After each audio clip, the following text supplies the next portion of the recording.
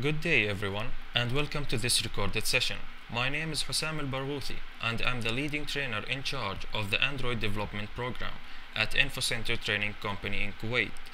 In this recording, I will introduce the latest addition to the development training tracks at Infocenter, and that's the Android development track. The first thing to know, why should we start develop on Android devices? All of the Android devices are running under only one platform, which is Android. Let's take for example Samsung S2 or Samsung S3. All of these devices running under only one platform, which is Android. And the other thing, Android is considered to be one of the best online business available.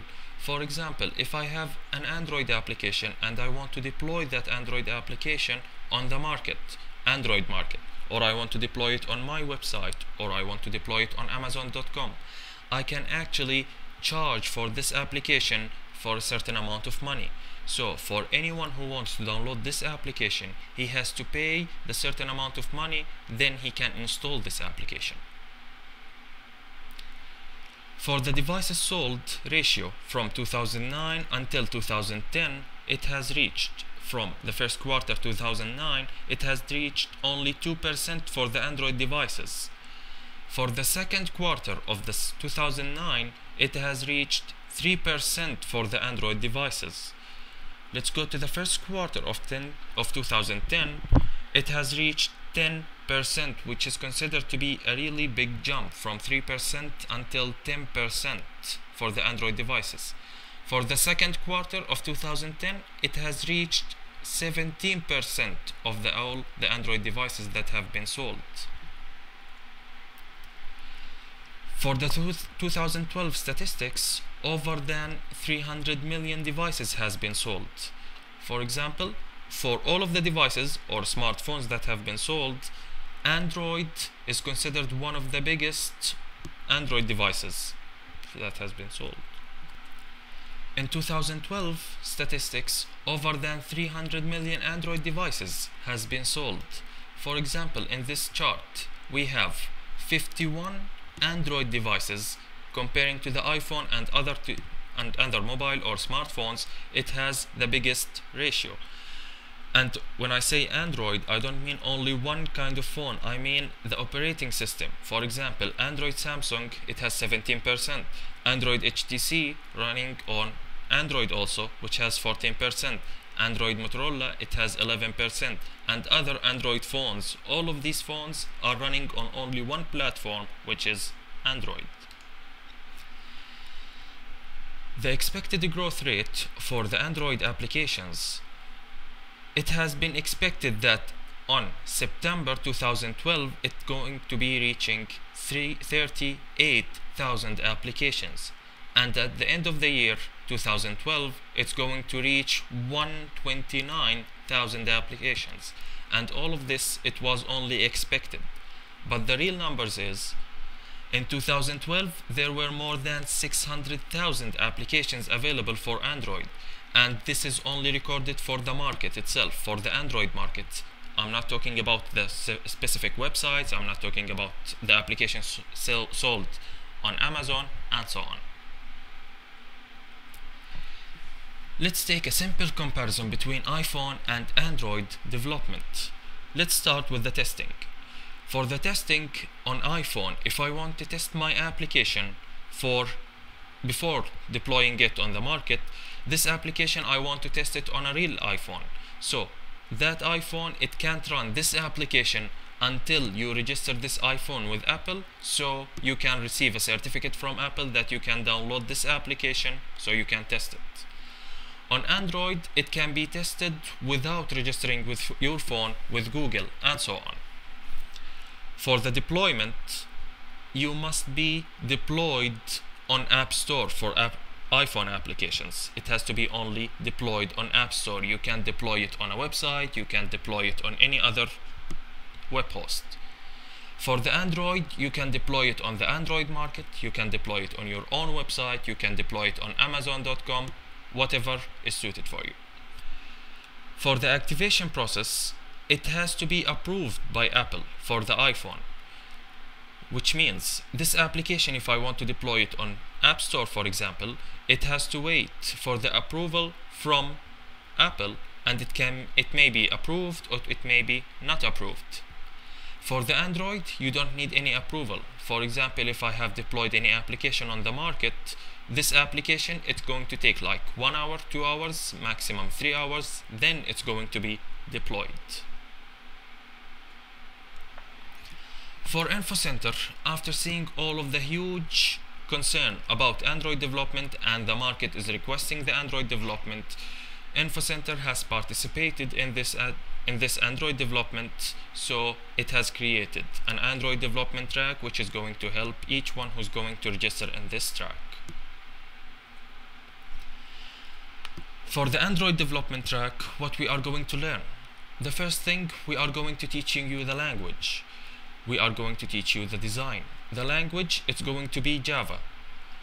The design, we are going to teach you how to design, to add buttons, for example, if you want to add a list view, if you want to add a spinner, all of these controls. And teaching you about the available libraries. For example, if I want a library about the maps, I want the library talking to the hardware, I want the library talking to the Wi-Fi, for example, and so on.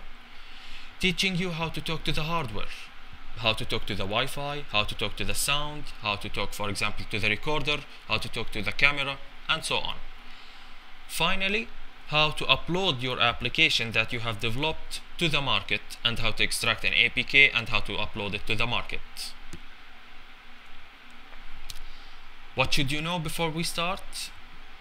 The first thing, or the most important thing to know before we start this track, you must be familiar with the programming concepts. For example, the simple concept: if statement, conditional statements, iterative statements such as for loop, while loop, do while loop, and so on.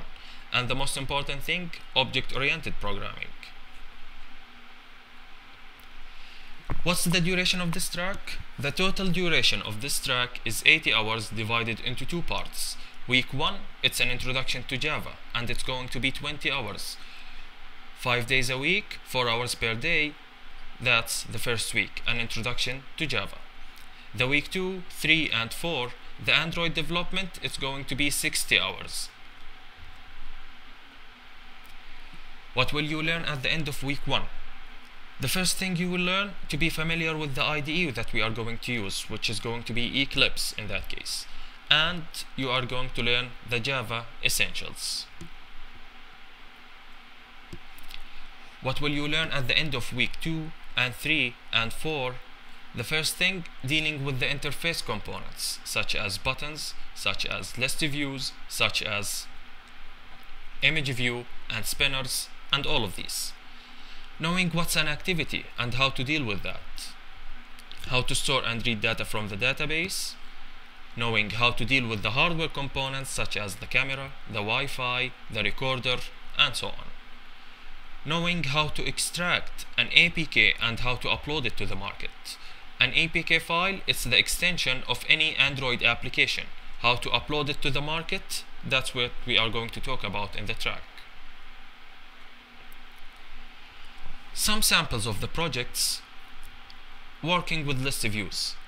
For example, this simple demo is going to be covered on the second week of the track. Let's go to that example.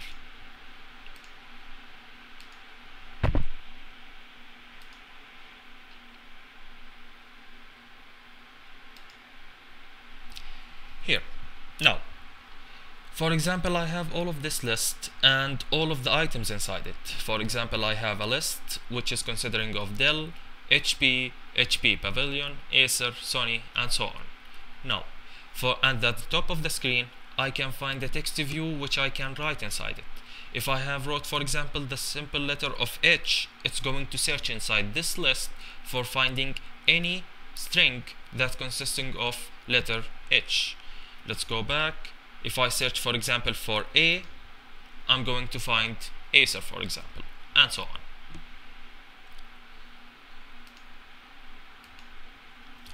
The second example, this example it's talking about the alert dialogues. How to deal with alerts. How can we customize the alerts dialog?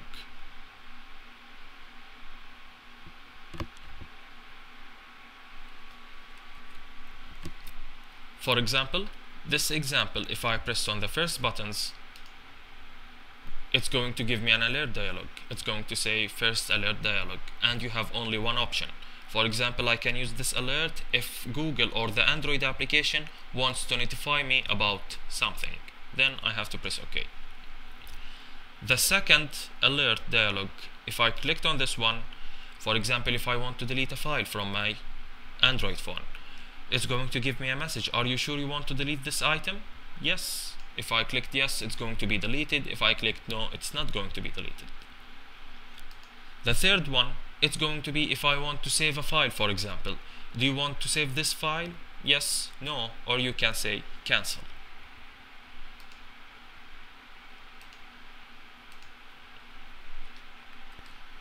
The third example, it's talking about the menus. Why we are using menus in Android applications? The first thing, menus, it's going to be hidden unless you told it to appear on your application. For example, here I don't have anything on this screen. If I clicked on menu, it's going to show me all of the menu and all of the items, and each item inside this menu, it's going to do a specific action. For example, if I clicked save, it's going to give me a toast that save was selected, and so on. So the menu actually, it's used to preserve as much space of your Android application. Another sample projects. For example, if I want to create a spinner and the data from that spinner, it's not static. I want the data from the spinner to be dynamic, to be populated from the SQLite database. In that case, we are going to learn how to deal with the database SQLite. Second thing, how to deal with the hardware. For example, if I want the audio player, to deal with the audio player or the video, and so on.